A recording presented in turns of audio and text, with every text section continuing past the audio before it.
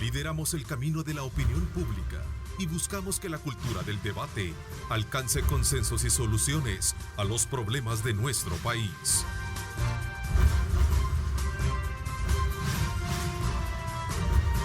Diálogo con Ernesto López, edición especial. Buenos días, El Salvador. ¿Cómo están? Qué placer enorme saludarles a ustedes en esta mañana de día viernes. Gracias por sintonizarnos, gracias por estar atentos como siempre a nuestra señal desde muy tempranas horas de la mañana. Osvaldo Ruiz y todo el equipo de Telenoticias 21 está atentos a llevarles a ustedes sin duda alguna una cobertura completa de información, de acontecimientos que están marcando la realidad de nuestro país como también del mundo entero. Así es que muchísimas gracias.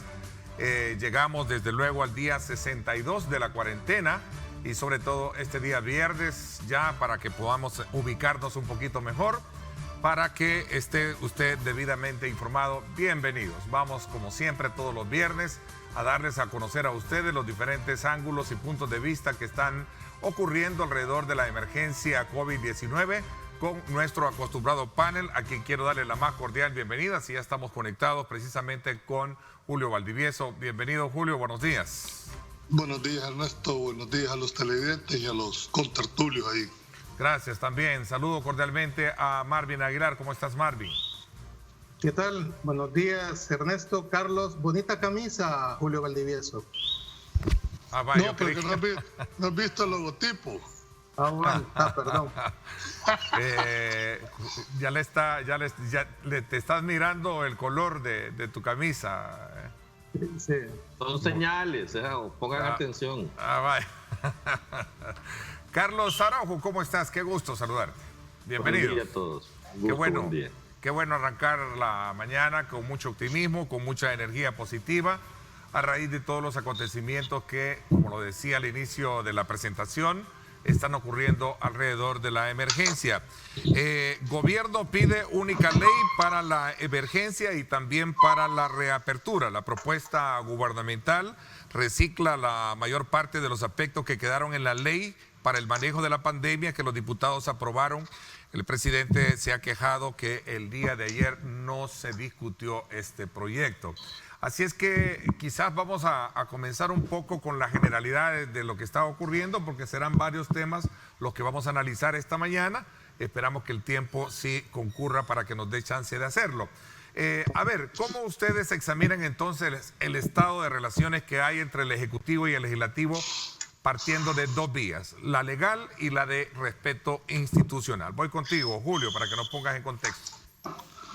Bueno, nadie puede negar la controversia y la confrontación que existe entre los dos órganos, legislativo y ejecutivo. Esa es una realidad de la cual todos hemos estado observando. Lo que hay que ver, y primero analicemos, dijéramos, la parte eminentemente formal, para después entrar a lo que podía ser la parte puramente política del caso. Claro. Formalmente hablando, ¿verdad? Cada uno de los órganos tiene sus propias competencias indelegables y dentro de ese ejercicio hay controles interórganos. De tal manera que cuando una ley, un proceso de formación de ley, termina con un control constitucional de parte del Ejecutivo, como es el término de la sanción y la publicación. En ese ejercicio, lógicamente, uno establece el decreto que hasta que no es sancionado no se convierte entonces en ley de la República. En ese hecho, el presidente hace uso de lo que la Constitución le mandata hacer. O lo puede aprobar, lo puede observar o lo puede vetar por inconstitucional. Entonces hace uso de ese derecho constitucional que tiene y lo veta por inconstitucional y lo va a regresar ahora a la Asamblea Legislativa, le van a superar el veto y después de que supere el veto tiene 3 días más y va a volver a ir a terminar a la Sala de lo Constitucional. Esa es la parte formal. Y me dirán ustedes, ¿están haciendo uso de lo que la Constitución les reconoce? Sí, formalmente hablando, sí, ¿verdad? Ahora veamos el tema político, ¿verdad? ¿Es eso lo más adecuado para lo que el país está requiriendo? En mi criterio creo que no. Debió haberse habido un entendimiento, sobre todo que la resolución de la sala los mandataba a ambos órganos de Estado a sentarse para promover una legislación que integrara las dos posiciones. En ese sentido, creo que este nivel de confrontación ha hecho, dijéramos, el estirar hasta donde sea posible. Ojalá no se reviente, ¿verdad? Pero creo que no es lo más conveniente para lo que el país está demandando en este momento y sobre todo el timing, es decir, estamos frente a una pandemia y nos hemos dedicado a ver toda una controversia de carácter formal que es válida, que es fundamental, no lo puedo desconocer, pero el virus no responde, dijéramos, a temas de legalidad, no responde a temas de formalidad. Entonces creo que esto va a caer sobre los hombros las consecuencias de lo que hagamos o lo que dejemos de hacer. Ok, veamos Carlos y también Marvin. Mira, yo creería, Ernesto, de que en la parte legal, pues Julio ya lo explicó muy bien, es un tema de institucionalidad normal, se podría decir, cualquier tipo de controversia en lo que es la formación de una ley. Pero eso en el contexto, tal como Julio lo reitera, en el que estamos, eso es lo que llama la atención y se sale de lo normal. Yo sí comparto definitivamente que este es un tema de que por el mismo bien del país, ambas instancias deberían de hacer un esfuerzo. Creo que los dos han dado muestras, tanto el día de ayer como antier, de tratar y hacerse llamados al diálogo, porque lo hemos escuchado ayer en la plenaria de la Asamblea y el día de antier también al presidente y a los emisarios que él mandó a la Asamblea Legislativa. Y creo que aquí lo que falta es como hacer un poco más efectivo esos llamados a dialogar, a consensuar, no tanto por un mandato judicial en determinado momento, sino que por el bien del país. O sea, creo que esto no es de ganadores ni vencidos, sino que es de tener un poco más de racionalidad en ambos sentidos y en ambas partes. O sea, creo que los proyectos de ley que están sobre la mesa se pueden acercar de alguna manera. Creo que hay un mecanismo activado ya en este momento que está en proceso de formación de ley. También creo que Casa Presidencial debe de entender que ese proceso activado de la formación de la ley con el decreto de la Asamblea Legislativa no le permite tampoco aprobar un nuevo decreto sobre el mismo objeto. O sea, porque tienen que terminar ese proceso de formación de ley. Y al final es más fácil, inclusive, que el presidente tiene un decreto en su escritorio, puede observarlo y al observarlo activa ese mecanismo que al final de cuentas es lo que se requiere de diálogos y de consensos, porque al mandar sus observaciones sobre el proyecto que le mandó la Asamblea, pues todo aquello que reúne las mismas condiciones y requisitos ya es camino allanado y solo tienen que discutir y ponerse de acuerdo sobre aquellos aspectos que son las diferencias, claro, que no son poquitas, ¿vea? Porque sí hay diferencias de fondos también en el decreto. Ok, Marvin, a ver, estoy de alguna manera solicitándoles, y creo que se ha cumplido, el que nos den una fase introductoria de lo que está pasando en esa aura de relaciones legales e institucionales entre ambos actores. Aunque aquí hay un actor más, que es el tema del judicial, que ya lo vamos a tratar también ya de manera muy directa, a raíz de toda esta, digamos, señalamiento de inconformidad que el Ejecutivo ha planteado, incluso de llevarlo a demandar internacionalmente, tanto a la Asamblea Legislativa como en este caso a lo judicial. Pero es un punto que más adelante lo vamos a tratar. Veamos tu intervención, Marvin. Sí, brevemente. Lo que hay que reconocer es que hay una pugna de poderes, ¿verdad? Dentro, Julio explicaba muy bien los procesos de formación de ley y que ahí existen, digamos, pesos y contrapesos que son normales, todos aquí los consideramos así, pero ya en el plano político lo que hay es una pugna de poderes.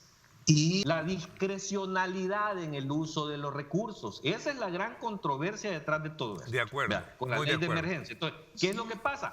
Que si ahora ya no tienen esa discrecionalidad, lo único que tienen que hacer es cumplir la ley. Quieren mover partidas de una institución para otra institución para comprar algo, tiene que ir a la Asamblea y pedir permiso. Punto. El dinero lo va a tener a la disponibilidad. Quiere comprar equipos, simple y sencillamente tiene dos caminos. o hace vía la CAP las cosas o lo declara de la emergencia que la CAP se lo permite. ¿Vea? O va a la asamblea y pide algo puntual para poder hacer esa compra. Así como están, y voy a ocupar un término bien popular, ¿vea?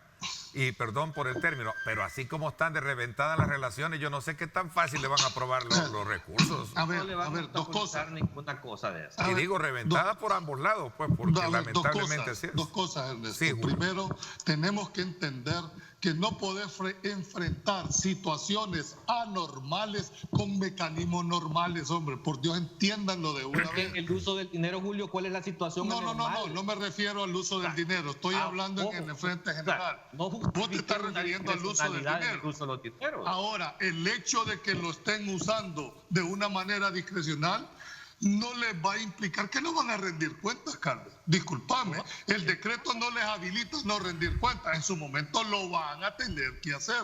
Y el presidente lo ha aclarado. El presidente ha aclarado por los mecanismos que sean. Entonces, yo sí puedo. La auditoría, parte de corte de cuentas, por ejemplo, y la misma. Permíteme. Yo sí lo que creo es que el Estado debe de contar con instrumentos legales que le permitan una agilidad en la toma de decisiones. No me estoy refiriendo a ilegalidades, a que a este sí, al otro no. Ese no es el supuesto que deberíamos de estar planteando. El Ejecutivo debe de tener el instrumento que le permita esa agilidad para enfrentar la pandemia, sin vulnerar, por supuesto, los trámites. Los controles. ¿Ustedes creen que el hecho de hacer una contratación directa implica que no va a haber un cuadro de comparación con otros? Y si no, ¿cómo pueden decir que esa contratación es la mejor si no tienen un parámetro? Hoy está obviado ese cuadro. Se obvia el mecanismo de la LACAP, que es la licitación. Lo que no pueden obviar es tener un cuadro comparativo. Estaban habilitados para solo ordenar directo lo que sigue. Así está el decreto, te lo mando, Julio. Así estaba, y eso es precisamente la discordia. El presidente no rinde los informes a la asamblea que debe de rendir y quiere que le sigan habilitando mecanismos de uso de recursos discrecionales sin rendir cuentas. En honor al papel del ausente, esa misma pregunta en honor al papel del ausente, y que creo que va en concordancia con lo que plantea Julio, se la hice al secretario jurídico y me dijo, existen los mecanismos siempre de supervisión, para eso está la Corte de Cuentas, para hacer el comparativo de compras, tomando como referencia lo que se está haciendo. Te traslado lo que dicen. Sí, por eso, pero ellos están justificando, pero están obligados por ley. Es que no es si les gusta o no les gusta. La ley los obliga a rendir cuentas a la Asamblea Legislativa. Y eso está en los decretos y no puede ser obviado. Ellos están negando a dar esos informes. Entonces, cuando no hay transparencia, cuando hay opacidad, es que se le quitan esos mecanismos de discrecionalidad, y esa es toda la discordia. La discordia en este momento está alrededor del uso de fondos estatales. Pero fíjate que Carlos tiene razón en ese punto. Y yo no he visto que la Asamblea Legislativa haya interpelado a ningún funcionario por darle ese papel de informe. Hombre, es decir, la Asamblea tiene que también entender, y entonces ¿de qué sirve que esté en una ley que les den un informe o que les den los informes correspondientes y no les cumplen? Entonces no lo hubieran puesto, pues. Entonces, ¿por qué lo pusieron en la ley? ¿Qué pasa cuando no se da eso a un funcionario? Se le quita la discrecionalidad, y es lo que ha hecho la Asamblea. No, pero estamos hablando del informe, no estamos hablando de la discrecionalidad. No, si ellos han incumplido el informe, ¿y por qué no los interpelan, pues? ¿Y por qué no los llaman a la Asamblea que den las declaraciones como de, con las consecuencias que implica una interpelación? Entonces, yo creo hay una cosa que yo quisiera manifestar. El Ejecutivo lo ha dicho claramente. Ellos saben que están en la lupa, ¿verdad? Y el presidente lo decía con estas palabras. Él no quiere que dentro de 10 años, ¿verdad?, que es el proceso máximo, una vez que ellos dejen los cargos, les estalle un escándalo en la cara. El presidente tiene claro eso, lo decía esta semana mismo. Y por eso digamos, los funcionarios están clarísimos, están totalmente claros de que van a rendir cuentas por el paso, por supuesto, de funcionarios. Ahora bien, pero no es correcto decir que no se han entregado informes a la Asamblea Legislativa, porque sí lo han hecho. Otra cosa es que la Asamblea quiera los detalles en específico y no esté de acuerdo con los informes que se han dado. De representatividad. Y lo que sí yo rescato de esa reunión, porque para mí fue más política, fue más un mensaje político del presidente, ¿verdad? Lo que sí rescato es que la figura del alcalde, no me voy a referir ahora de las fracciones o de pero los Milagros partidos Navas, que no es la presidenta de Comures, perdón. Sí, pero no sé si llegó como Comures, no sé si llegó como alcalde. Milagros Navas estaba en la reunión. Eran No solo sé. alcaldes de Arena. Solo alcaldes de Arena. Pero en este caso Milagros Navas es la presidenta de Comures. Discúlpeme, señor. Ella no discúlpeme. representa, no puede hablar Ella por no el puede resto del cargo. representar si no tiene un mandato específico que les esté dando. Por lo menos Pero así. es la presidenta de Comures, ella o no. No sé, pero formalmente hablando yo no vi más alcaldes que los del Partido Arena. No lo sé, ¿verdad? Pero bueno, ¿qué es lo que quiero rescatar? ¿Qué es lo que quiero rescatar de la figura de esa reunión? El alcalde. Creo que el Ejecutivo debe de entender que el instrumento que le va a poder permitir llegar a los distintos, a aquellos sectores más desprotegidos, más vulnerables, son los alcaldes. Ellos conocen a dónde les aprieta el zapato. Ellos conocen cuáles son las principales necesidades. Y creo que si la intención fue buscar los mecanismos para poder ampliar el espectro y llegar hasta los más necesitados, ojalá. Pero ojalá se transforme en acciones concretas. Que se transforme, ¿verdad? Yo quisiera, para hacerles una pregunta, ustedes que son de derecha, ¿ustedes no ven una división en la derecha en estas reuniones? No, yo ¿No ven cómo se llama que se ha quebrado, digamos? Bueno, el tema no es de la derecha, unidad, es de izquierda.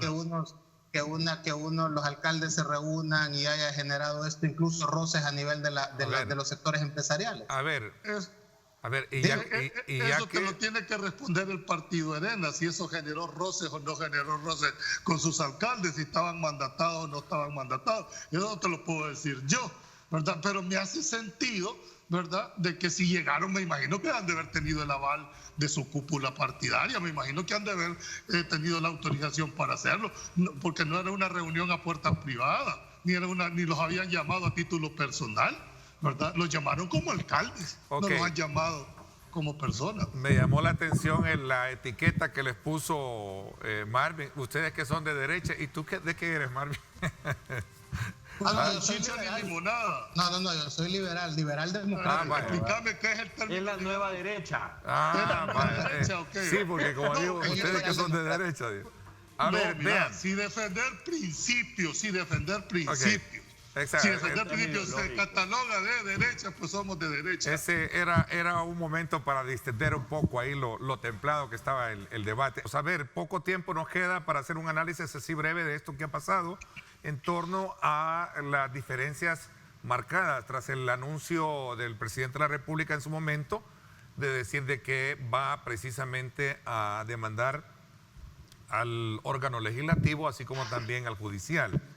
A ver, ¿qué piensa? Bueno, eso ya ha sido discutido, de hecho hay un pronunciamiento. La Comisión Interamericana de Derechos Humanos acepta demandas cuando es al Estado el que se demanda. El Estado es una unidad. No puedes, dijéramos, demandar un órgano o otro órgano en una jurisdicción internacional. Eso ya está, creo que de plantearse una demanda para ser declarada inadmisible y sobre todo porque ya externaron incluso hasta posiciones. Yo siento de que el caso, y esto hay que verlo en realidad, y yo frente a la pasividad de un órgano de Estado están sucediendo estas cosas. Eso es lo que yo quiero resaltar, porque constitucionalmente el que le toca dirimir los conflictos entre los distintos órganos es a la Corte Suprema de Justicia. Entonces, contestando puntualmente tu pregunta, en mi entender, me imagino que más es una declaración política que una declaración que se pueda traducir en hechos jurídicos. Creo que adolecería, en mi criterio, de una demanda, formalmente hablando, la pretensión no tendría mayores argumentos. Pero el tema, vuelvo a insistir, el tema no es legal el resaltar. El tema es generar a nivel internacional que existe un entorpecimiento de 2 órganos de Estado a un órgano de Estado, independientemente de que formalmente proceda o no proceda. Eso es lo que hay que entender en este tipo de situaciones. No creas que no lo conocen muy bien los abogados de Casa Presidencial. El tema no es jurídico, el tema es político. Yo quisiera hacer quizás dos vertientes, ¿no? El presidente dijo que iban a demandar a la Asamblea y al órgano oficial. Julio aquí me puede ayudar, ¿verdad? En el sentido de que el derecho procesal nos dice, corrígeme Julio, fue lo que yo estudié en la universidad, que uno le puede pedir al juez lo que quiera. Allá el juez si me lo concede o no. Ese es un principio de derecho procesal. El presidente puede pedir a la Corte Interamericana de Derechos Humanos lo que dijo que iba a pedir. Y allá será la Corte la que puede dictaminar si procede o no. Entonces eso, o sea, para quienes dicen que vayan a leer la convención y que vayan acusando al presidente de eso. Tú tienes razón, ese es el planteamiento de tu petición, pero hay requisitos de procesabilidad. Entonces me refiero, tú tienes razón. Pues pídanle, van a venir y se los da, es que el tema ahora no es bien, jurídico. pero ya lo aclaró, incluso tú sabes, Julio, aclaró el presidente de la Corte, aclaró esa situación el día de ayer en una conferencia que él estuvo. Pero lo que sí es cierto es que un ciudadano, y esto es correcto, un ciudadano salvadoreño puede ir a demandar al Estado, claro, porque al no aprobarse la cuarentena, al dejarse sin herramientas al Ejecutivo, ha puesto en peligro la salud de la gente, ¿no? Entonces, eso puede ir. Y no le va a resultar que van a condenar al Ejecutivo. Es que condenan al Estado, Carlos. Por eso. Condenan al Estado. Pero es puntual. No, Carlos. Condenan al Estado. La violación. Carlos, condenan al Estado y el Estado son los 3 órganos del Estado. Y cómo sucede, Carlos, cómo sucedió con las hermanitas, el caso de los niños robados en Chalatenango, que tuvo que ir el gobierno se establece a dónde está la violación. En este caso de las hermanitas dijeron quién las había asesinado y después condenaron al Estado a resarcir un daño. Es el robo de niños que hubo durante la guerra, ¿va? Se responsabiliza efectivamente a la institución que fue el ejército, ¿no? En este caso, no le vaya a salir el tiro por la culata. En este caso, quien ha dejado sin armas al Ejecutivo es obviamente la Asamblea Legislativa. Pero lo que quiero decir el juez es que se puede. Lo que quiero decir es que se puede, ¿no? Y sería interesante vivir esta situación. Acordémonos que hemos pasado por un proceso de los acuerdos de paz, todos ustedes lo saben, donde se hicieron cosas que nunca se habían hecho, ¿verdad? Es decir, hubo una comisión de la verdad que investigó crímenes, que se les dio una potestad, que después dijeron que no la tenía. Hubo una comisión ad hoc que incluso dio un listado de militares que tenían que salir del ejército por haber violado los derechos humanos, y también se acató esa comisión. Y aquí me pueden decir que esa comisión ad hoc no tenía nada que ver, y se dijo en su momento. Entonces, yo creo que no debemos de descartar que hemos pasado por otros procesos en la historia del país que ameritan a que se pueda llevar a cabo cualquier es de pensar fuera de la caja, pues, verdad, creo yo. Les va marcando el paso. Les va marcando. Y al final de cuentas es un tema que no es ni siquiera ya relevante, pues, o sea, no tiene ni mayor sentido querer abordar este tema con una gran profundidad. O sea, yo creo que hay otros temas, inclusive a nivel internacional, que despiertan una gran preocupación, como este informe del Departamento de Estado de los Estados Unidos al Congreso de los Estados Unidos, en donde muestra una gran preocupación por lo que está sucediendo en este país con las cosas que está haciendo el órgano ejecutivo. Ese es un lobby que ha hecho un grupo de empresarios salvadoreños en el Departamento de Estado para lograr esa condena. Perdón, Julio, perdón. Los mismos que estuvieron con él. No. Quizás los que están enojados. Son los que acusaron, a los que se reunieron con el presidente. Julio, no lo veas ese grupo de empresarios. Julio, te doy. No lo veas tan así. Del Departamento de Estado. Te doy 10 segundos, Julio. No lo vean tan así. El tema de decir de que la demanda, ¿tú crees que el presidente no tiene eso y sabe de que ese tema jurídicamente puede ser una declaración política? Es una declaración política, claro, que va a tener efecto ni siquiera en El Salvador. Mayor relevancia. Está afuera, ese es para afuera. Gracias, les agradezco, Marvin, gracias, Carlos, gracias, Julio Valdivieso. Y gracias también contigo, gracias a nuestros amigos televidentes por considerarnos una ventana de credibilidad y también una buena opción para poder enriquecer su conocimiento teniendo como referencia diferentes ángulos de los acontecimientos que marcan la pauta en nuestro país y el mundo. Gracias de corazón. Mañana los espero en radio, 7 de la mañana. Pásenla bien y como siempre recuerden lo más importante, amar a Dios sobre todas las cosas. Lideramos el camino de la opinión pública y buscamos que la cultura del debate alcance consensos y soluciones a los problemas de nuestro país.